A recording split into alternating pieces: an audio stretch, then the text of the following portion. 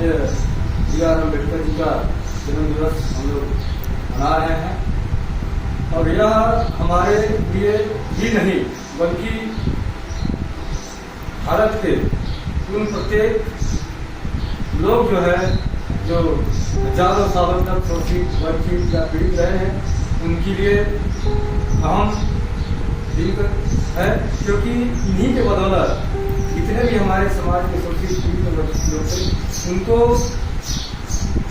एक सही मायने में आज़ादी मिल पाई। यदि अम्बेडकर ना होते तो आज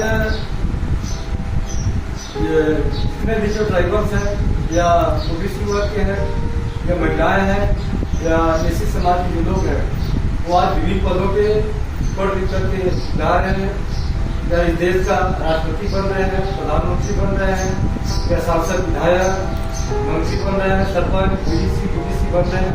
ये किस कारण हो पा रहा है? यह मात्र संविधान की देन है। इसी संविधान की देन की वजह से आज हम लोग आज यहाँ सही ढंग से आज खड़े हैं, बोल पा रहे हैं, सर ग्रुप में है ना।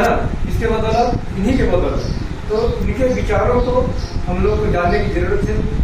यह सिर्फ ना हो कि हम इनका जो है बलिदान दिवस मनाए या जन्म दिवस मनाए, बल्कि इनके जो विचार हैं इनके विचारों को जन जन तक पहुंचाने की जरूरत है, क्योंकि विचार ही एक ऐसा क्रांतिकारी चीज होता है जो लोगों तक जाता है और उनके आदर्शों पे चल के सही रूप में काम करते हैं। यदि हम लोग आज पढ़ भी लेते हैं और सही और गलत का हम लोग पता नहीं लगा पाते तो फिर उस पढ़ाई का भी मतलब हमारे जीवन में सार्थक नहीं हो पाए।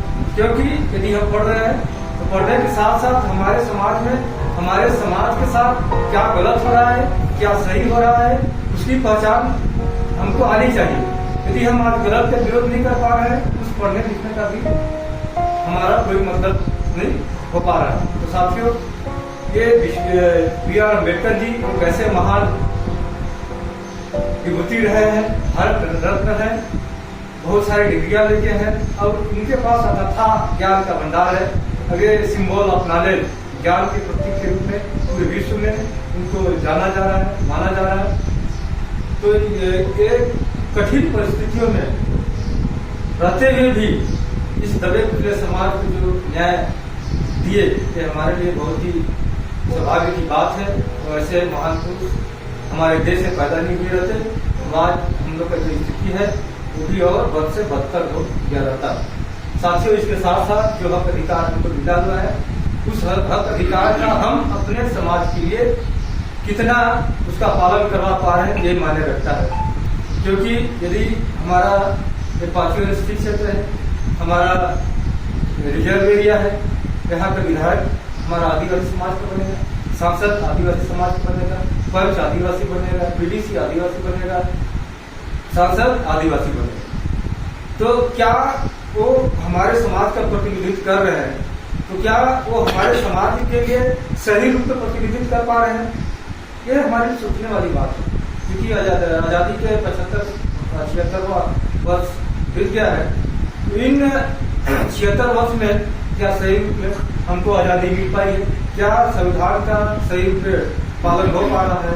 ये आज के जो युवा पीढ़ी है इनको इस पर विचार करने की जरूरत है।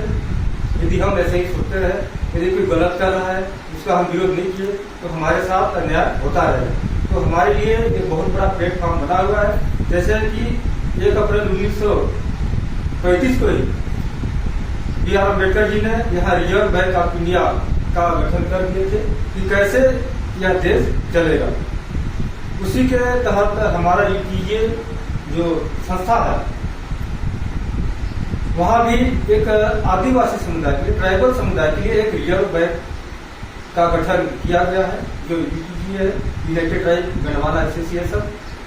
इसके माध्यम से हम लोग को अपने समुदाय को, आदिवासी समुदाय को कैसे